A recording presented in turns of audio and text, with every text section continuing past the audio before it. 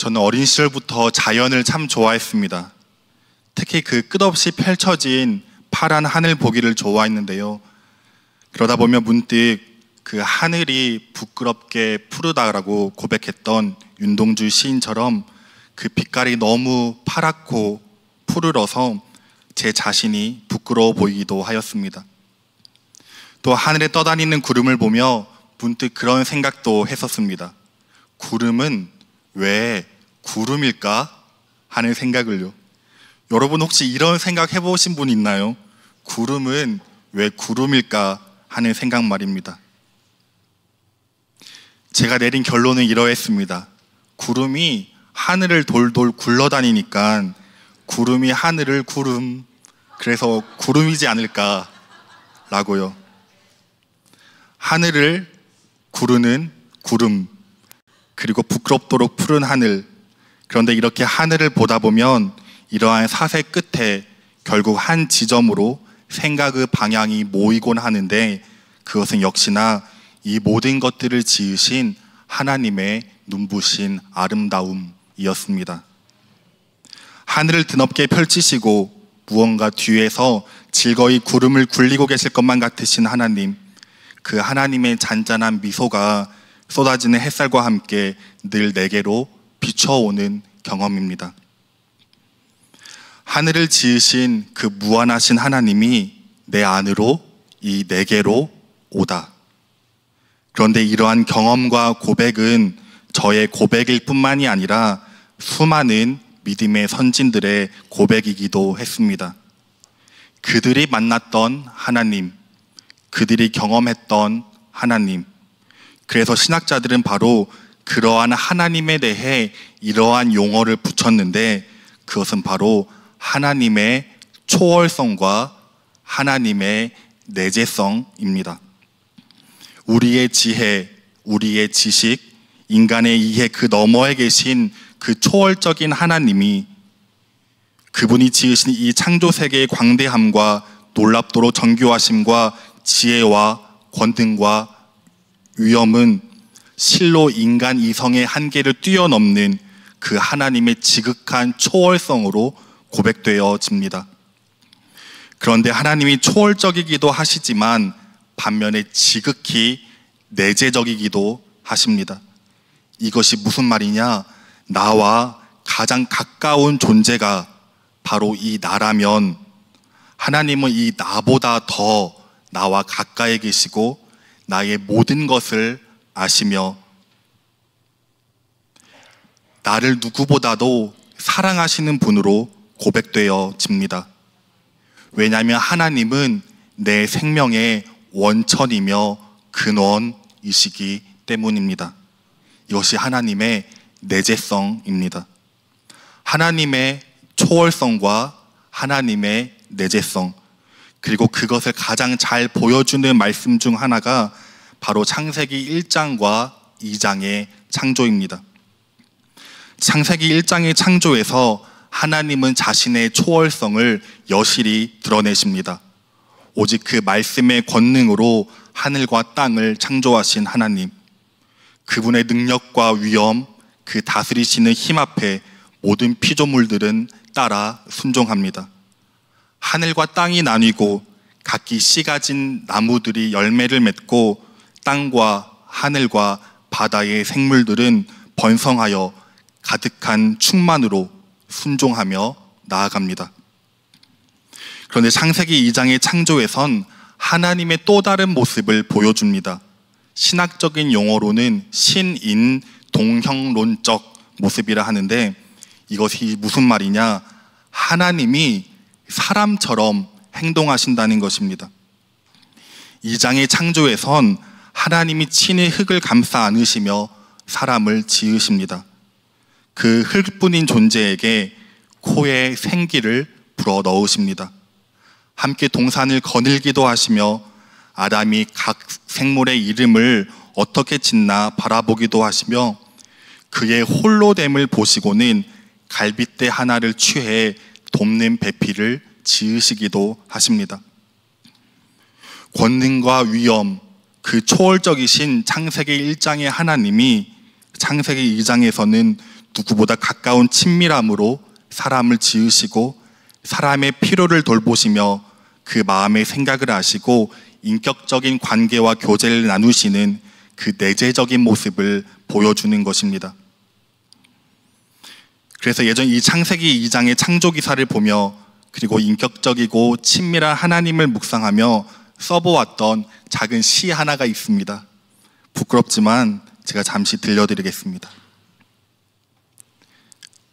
창조의 손, 흙을 손으로 만진다는 것, 그것은 가장 낮은 엎드림, 가장 낮은 밑바닥에서 누구나에게 밟힐 뿐인 인생의 흙을 하나님은 친히 그분의 손을 내어 뻗으사 따뜻하게 감싸 안으시고 사람을 지으셨다.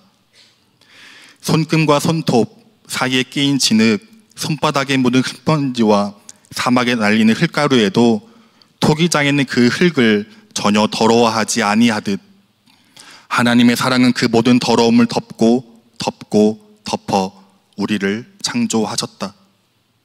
부모가 아이를 바라보며 한없는 사랑스러움에 그 작은 손 밤새 붙잡고 있듯 부모가 그의 눈 안에 아이의 모습을 담아 그 모습 하나하나를 영원히 마음에 간직하듯 하나님께서는 그들은 혹시 잊을지라도 나는 너를 잊지 아니할 것이라 내가 너를 내 손바닥에 새겨놓으라 말씀하셨다.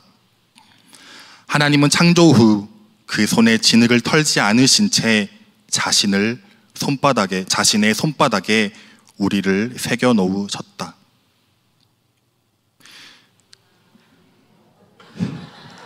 네. 상상력이 가미되었지만 하나님이 사람을 창조하실 때를 떠올리며 써본 시였습니다. 문득 그런 생각이 들었습니다.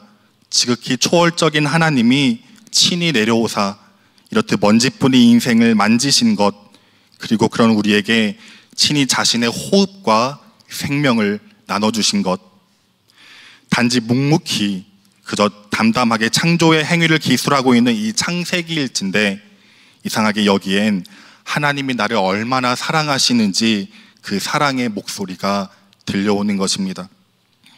굳이 말하지 않아도, 굳이 설명해 주지 않아도 그 사랑이라는 단어를 전혀 사용하지 않아도 저 광활한 우주로부터 이 먼지 같은 날개까지 이루어진 이 모든 하나님의 행위들을 보면 그 안에 하나님의 지극한 사랑이 담겨 있음을 우리는 느끼게 됩니다. 그런데 오늘 본문도 바로 이처럼 굳이 말하지 않아도, 굳이 무언가를 설명하지 않아도 행동만으로도 충분한 한 사랑의 이야기를 우리에게 들려주고 있습니다. 오늘 본문을 이해하기 위해서는 먼저 7장 37절부터 시작되는 이야기로 돌아가야 합니다. 7장 37절에 명절 끝날, 곧 큰 날에 라고 말씀은 시작합니다.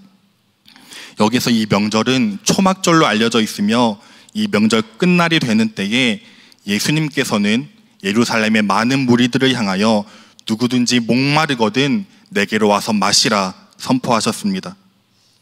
이 어찌 뜬금없는 선포셨을까요? 하지만 성경을 아는 이들은 이 말씀이 곧 이사야 55장의 말씀이요, 바로 그 55장에 기록된 생명수를 주는 자, 만인의 인도자와 명령자가 마치 예수님 자신인 양 지금 말하고 있음을 단번에 알아차렸을 것입니다. 이러한 예수님의 선포에 사람들은 두 가지의 반응을 보입니다. 첫 번째는 참으로 선지자라 고백하는 사람들이요, 두 번째는 그리스도가 어찌 갈릴리에서 나오겠냐 하는 사람들이었습니다. 이렇듯 그리스도다, 아니다 하는 쟁론이 일어나게 되고 예수님을 잡고자 하는 자들도 그 가운데 있으나 손을 대는 자가 없었다, 그렇게 말합니다. 그리고 잠시 후 이제 7장 45절 이하에서는 대제사장과 바리새인들이 예수님을 잡지 못하고 그저 빈손으로 돌아온 자신들의 아랫사람을 나무랍니다. 하지만 돌아온 사람들이 말하길 예수님의 그 하시는 권위 있는 말씀에 이렇게 말씀하는 사람은 이때까지 없었다 하며 잡지 못하였다 고백합니다. 그러자 49절에 바리새인들의 악에 받쳐서 율법을 알지 못하는 자들은 저주를 받을 것이라며 역정을 냅니다. 잠시 50절에 니고데모가 예수님을 옹호하였지만 다시금 대제사장과 바리새인들은 율법을 들먹이며 한번 찾아보라고 갈릴리에서는 절대 선지자가 나지 못한다고 한 번 더 못 박습니다. 하지만 이런 발언들은 이 예수님을 잘 몰랐던 것입니다. 예수님은 실로 갈릴리의 나사렛 출신으로 불려지며 그곳에서 어린 시절부터 사셨지만 우리가 알다시피 예수님은 미가서 5장 2절에 기록된 대로 베들레헴에서 태어나셨습니다. 이런 과거를 전혀 모르고 단지 갈릴리에서 온 줄만 알았던 사람들에게는 예수님의 출신이 바로 메시아에 부합되지 않았던 것이죠. 뿐만 아니라 이들의 반응을 더 이해하기 위해서는 잠시 바리새인들에 대한 이해가 필요합니다. 이 바리새인의 어원은 히브리어 분리하다라는 뜻을 가지고 있는 파라슈에서 생성된 단어입니다.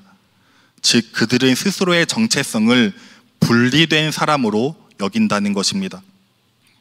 그들은 이방인과 자신들을 분리하였고 같은 유대인이라고 해도 일명 죄인들과 부정한 자들, 또한 그 당시에 병에 걸리면 하나님께 저주받은 사람이라 인식되었던 그런 병든 자들을 자신들과 분리하던 사람들이었습니다. 그러면서 이들이 그 분리를 통해 내세우던 기준이 있었는데 바로 율법의 해석과 그에 대한 실천적인 삶이었습니다. 이들은 율법의 해석과 실천에 대중들로부터 권위를 인정받던 사람들이었습니다. 그래서 바리새인들은 그들에게 이어져 내려오는 그 유력한 랍비들의 율법 해석과 그에 따른 장로들의 전통을 중요하게 여겼고 그것을 따라 지키며 살아가는 것이 그들의 자존심이고 정체성이자 다른 이들과 자신을 분리하여 그들의 고결함을 나타내는 그 존재의 자부심이었습니다. 하지만 그들의 그 모든 전통을 산산조각 내는 한 사람이 등장합니다. 바로 예수 그리스도이십니다. 부정한 자들, 병든 자들, 세리와 고아, 과부, 그 상종할 수 없는 수많은 인생들, 예수님은 그들에게 다가가십니다. 심지어 부정한 그들에게 손을 대시며 거리낌 없이 함께 식사하시고 그들을 향해 죄의 사함을 받았다고 선포까지 하십니다. 바리새인들이 목숨을 걸고 지키는 그 안식일에까지 예수님은 부정한 자들과 접촉하여 병을 고치고 밀리삭을 잘라먹고 인자가 안식일의 주인이라 하는 등 바리새인들의 눈에 실로 거북하기 짝이 없는 율법 모독적 언행들을 일삼으십니다. 이들이 이 모습을 어찌 가만히 내버려 둘 수 있단 말일까요? 더구나 오늘 이 예언서의 주인공이 자신인 듯 말하니 오늘은 돌아갔지만 결코 이 예수님을 가만히 둘 수 없습니다. 드디어 다시 날이 밝고 아침이 되어 이제서 오늘 본문이 시작됩니다. 바리새인들은 만만의 준비를 했습니다. 결코 이번엔 그냥 돌아갈 수 없습니다. 끝장을 봐야 했습니다. 그러자 그들은 음행 중에 잡힌 한 여자를 끌고 와 가운데 세웁니다. 마침 준비라도 한 듯 예수님이 성전에 와서 백성들을 가르치기 시작하는 그 기가 막힌 타이밍의 말입니다. 그런데 이 모습은 정말 수상하기 짝이 없습니다. 바리새인들의 의도가 훤히 보입니다. 간음이라는 것은 혼자 하는 행위가 아니기에 함께 간음한 남자도 보았을 것이고 그 남자도 누군지 뻔히 알았을 것인데 현장에서 잡아왔다면서 왜 이 여자만 있는 것인지, 또 분명 율법은 간음한 자는 둘 다를 죽이라 하였는데 바로 그 전날에 율법을 모르는 자들은 저주를 받을 것이라 그렇게 역정을 내던 사람들이 왜 남자만 빼놓고 여자만 잡아다 놓은 것인지 의문투성이인 것입니다. 그렇게 우린 서기관과 바리새인들의 의도를 뻔히 알아차릴 수 있습니다. 이들의 목적은 간음한 사람에 대한 처벌이 아니라 예수님을 향한 고발의 조건을 찾기 위함을 말입니다. 이 여자는 그들 관심 밖에 있는 사람이요 단지 그러기 위한 도구일 뿐이었습니다. 그러자 이제 그들은 5절에 예수님을 향해 질문합니다. 그런데 또 이 질문이 참으로 이상합니다. 자연스러운 일의 순서라면 가늠하다가 현장에서 잡혔는데 선생님은 어찌하겠나이까? 이런 질문이 되었어야 합니다.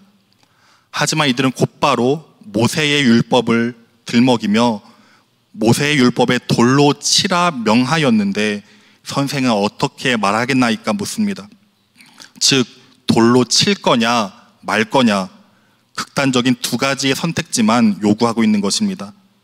더구나 이들이 예수님을 부르고 있는 호칭인 선생, 그 당시 문화에서 랍비 혹은 선생이라 불리는 자는 질문에 반드시 대답을 해야 하며 질문을 회피하는 것은 큰 수치로 간주되었습니다. 즉 이들은 예수님을 선생으로 부름을 통해 질문을 회피할 수 없게 만들며 극단적인 두 가지 선택 중 하나를 강제하고 있는 것입니다. 그 전날 밤 이들이 얼마나 치밀한 계획을 세웠는지 이들의 질문 하나하나에 날카로운 살기가 가득합니다. 그렇다면 이제 예수님은 둘 중 하나를 선택해야 합니다. 만약에 먼저 예수님께서 돌로 치라 말한다면 이는 지금까지 예수님에 대한 그 모든 행적을 스스로 부정하는 발언이 될 것입니다. 세리와 죄인의 친구라 불렸던 이 사람, 스스로 죄를 사해주는 권세가 있다면서 죄인으로 낙인 찍힌 자들의 친구가 되어주며 긍휼과 용서를 베풀었던 사람, 이 자가 이제 그런 자들을 처단하는 앞잡이가 되는 것입니다. 그리고 당시에 사람을 죽이는 권한은 로마의 총독만이 가지고 있던 권한이었습니다. 그래서 요한복음 18장 31절에 보면 우리 유대인들에게는 죽일 권한이 없다 하며 빌라도에게 예수님을 십자가에 못 박으라 요구했던 것입니다. 그래서 정말 돌로 쳐 죽인다면 그들은 예수님을 정치범이나 살인 교사자로 고발할 조건을 얻게 되는 셈이었습니다. 그렇게 이제 마지막 남은 또 한 가지 선택지, 즉 죽이지 말고 용서해 주라 예수님이 말씀하신다면 바리새인들은 예수님에 대해 모세의 율법, 즉 하나님께서 친히 주신 율법을 파기하는 자요, 많은 사람들 앞에서 그것을 따르지 않는 무법자임을 폭로하며 백성의 미혹자로 정죄할 명분을 얻게 되는 것이었습니다. 어떤 선택을 하든지 예수님은 빠져나갈 수 없습니다. 희미한 승리의 미소들만이 숨막힐 듯 예수님을 죄어오고 있습니다. 모두가 그렇게 예수님의 입술만을 주목하여 보던 그때에 예수님은 입이 아닌 가만히 자신의 몸을 움직이십니다. 그리고 몸을 구부리신 후 손가락을 펴 땅에 쓰기 시작하십니다. 무어라 쓰셨던 것일까요? 그러자 그것을 보던 사람들이 묻기를 마다하지 않았다 말씀하고 있습니다. 즉 그들의 눈에는 딴짓하는 예수님을 다그치며 어서 대답하라고 그 답을 요구하는 것입니다.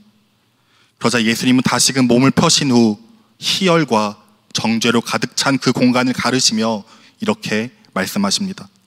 너희 중에 죄 없는 자가 먼저 돌로 치라. 그런데 이 예수님의 판결에 그 어느 누구도 나설 수 없습니다. 왜냐하면 이 땅에서 죄를 짓지 않는 사람은 없으며 전도서에서도 선을 행하고도 전혀 죄를 범하지 아니하는 의인은 세상에 없다 하며 분명히 말씀하기 때문입니다. 오히려 그 상황에 나선다면 마찬가지로 그 사람은 율법도 모르는 사람이 되겠지요. 이 말씀을 마친 후 예수님은 다시금 몸을 굽혀 이어서 손가락으로 땅에 쓰십니다. 얼마나 흘렀을까요? 성경은 그들이 양심의 가책을 느껴 어른으로부터 시작하여 젊은이까지 하나씩 그 자리를 떠났다 말씀하고 있습니다. 예수님은 그 공간이 다 비워질 때까지 그렇게 몸을 숙이고 계십니다. 사람들이 양심의 가책을 느끼며 당황하고 있는 모습을 지켜보지 아니하셨습니다. 자신이 이기셨다고 그 지혜와 능력을 우쭐대며 뽐내지도 않으셨습니다. 그리고 오직 한 관심, 이제 고개를 들어 그 앞에 여자를 바라보십니다. 신약학자인 케네스 베일리는 오늘 이 본문을 대속 교리의 그 핵심이 드러난 장면으로 설명합니다. 대속, 즉 누군가의 죄를 자신에게로 옮기셨다는 것입니다.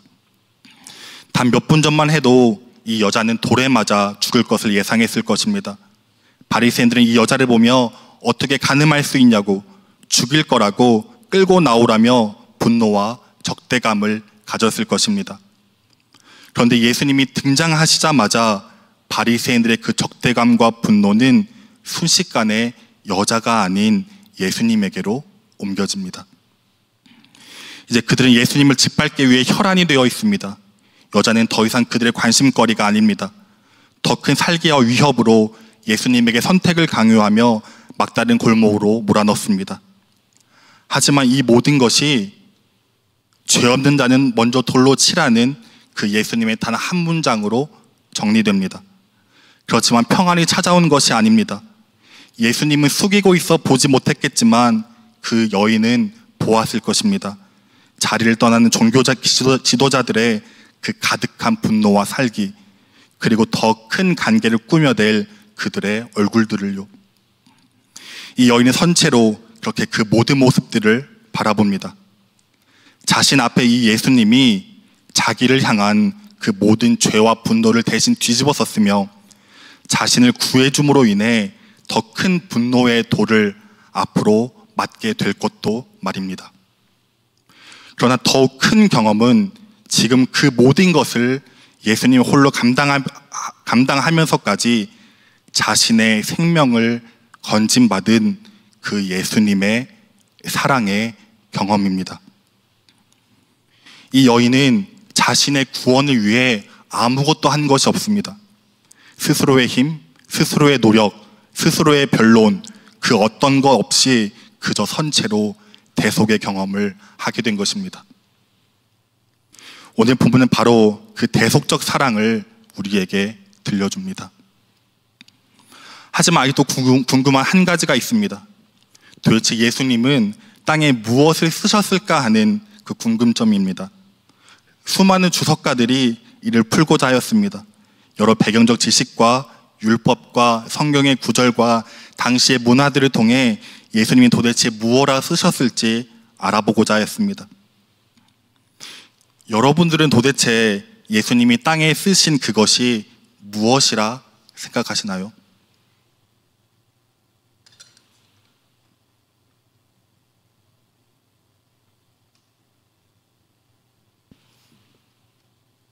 무엇이라 생각하시나요? 혹 학자는 그 자리에 있던 사람들의 죄를 썼다고 말합니다. 누구? 무슨 죄? 너 누구? 무슨 죄? 그들의 죄목을 썼기에 사람들이 양심의 가책을 느껴 떠났다고 말하기도 합니다. 또 한 주석가는 지금 이 일이 벌어지고 있는 때가 안식일임을 주목합니다. 그 전날이 그 큰 명절 초막절 끝날이었고 초막절 끝날 다음 날이 오늘이 안식일입니다.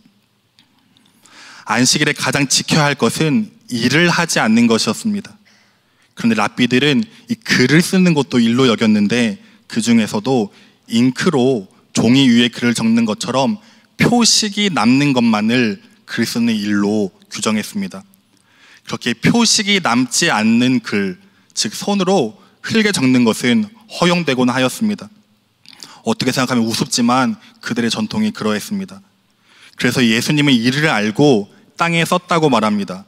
즉 그러한 퍼포먼스를 통해 자신도 율법을 아주 잘 알고 있을 뿐만 아니라 그 당시 율법을 해석하는 당신들의 전통들도 아주 잘 알고 있는 존재임을 보여주었다는 것입니다.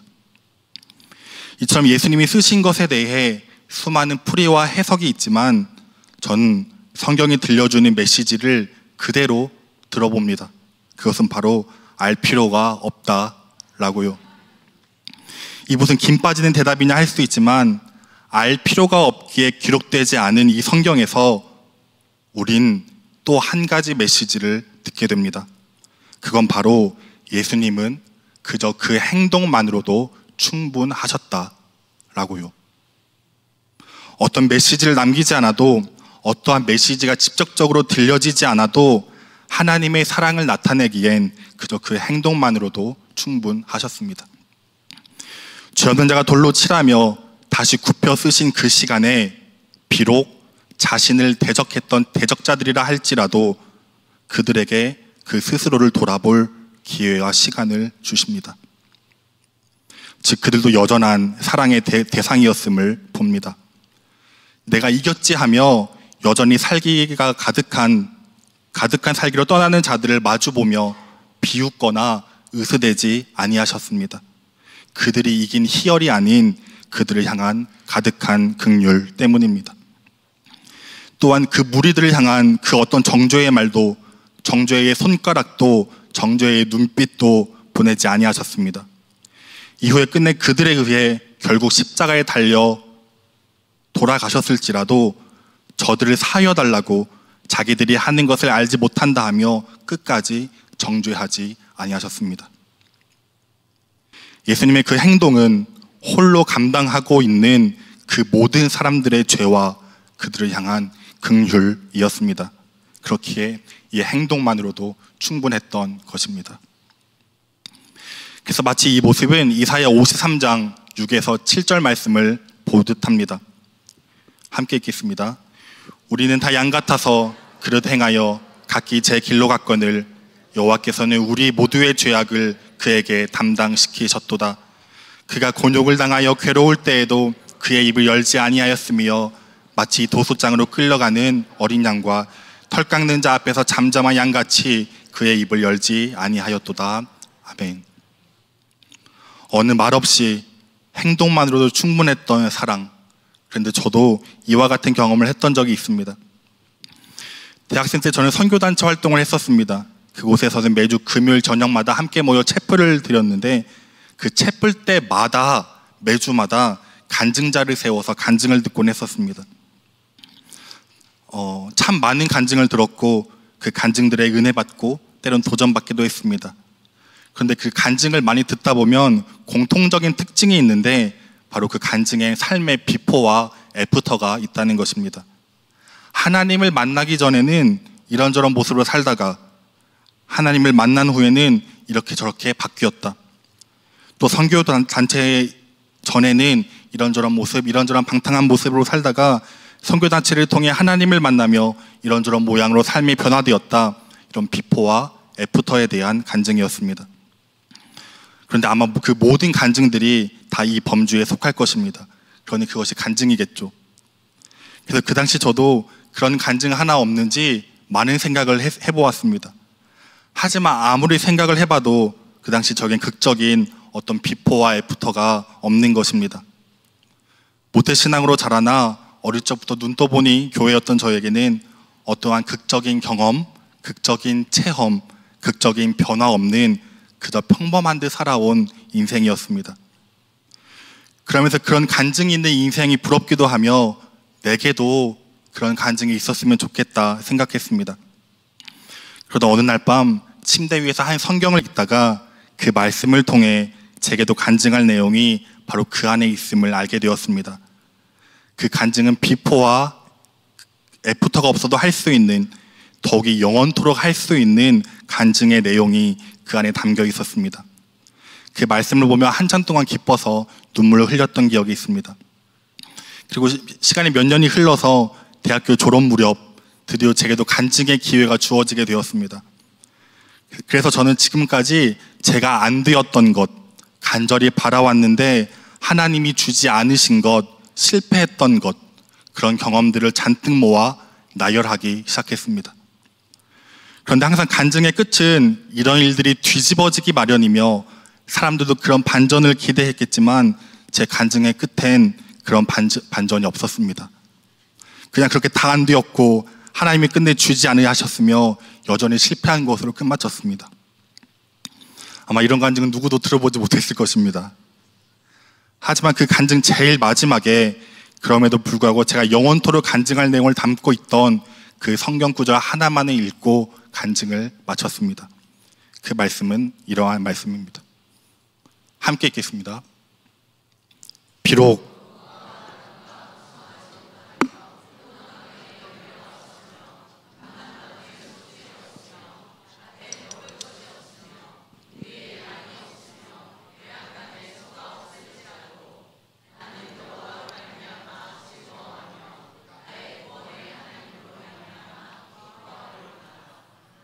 아멘. 이 말씀은 내가 없고 또 없어도 내가 영원토록 간증할 수 있는 유일한 그 한 가지, 바로 구원의 기쁨을 말씀하고 있었습니다. 그 후에는 이제 막 비포 애프터가 엄청 많은 간증 부자가 되었지만, 그 당시 제가 경험한 그 기쁨과 감격은 무엇보다 가장 귀한 제 간증임을 고백합니다. 때론 우리에게 어떤 증거가 없어도, 눈에 보이는 무엇이 없어도, 삶의 간증이 없어도, 하나님의 음성이 없어도, 하나님의 목소리가 들리지 않아도, 하나님이 응답해 주지 않아도, 그 수많은 증거와 그런 말이 없어도 오늘 본문에 바닥에 새긴 사랑처럼 그 행동만으로도 충분했던 것이 하나 있습니다. 바로 십자가에 달리신 예수 그리스도이십니다. 그 십자가엔 넘치는 하나님의 사랑이, 지극히 초월적인 하나님의 사랑이 이 작은 나 하나를 위한, 내 전 존재를 위한 지극히 내재적 사랑이었음을 무엇보다 선명하게 새겨 놓으셨습니다. 그 어떤 증거나 말보다 그 행동 하나만으로 우리를 향한 사랑을 보여주시기에 충분했습니다. 그러니 여러분, 오늘 마지막 예수님의 말씀에 귀를 기울이시다. 나도 너를 정죄하지 아니하노니 가서 다시는 죄를 범하지 말라. 율법에 의해 죄인으로 정죄받고 판단받아야 할 우리일진데, 예수님께서는 그 모든 수치와 죄를 대신 자신에게 옮기셨습니다. 그 예수님의 십자가의 사랑을 오늘도 다시금 기억하고 마음에 새기며 이제는 그 사랑에 합당한 존재로 살아갑시다. 그리고 또 이제 이 문을 열고 나가 세상과 나를 바라볼 때에 우리를 향해 쏟아지고 있는 그 하나님의 무한한 사랑을 경험하며 다시금 기뻐 감격할 수 있는 우리 복된 교회 성도님들 되길 간절히 소망합니다. 기도하겠습니다.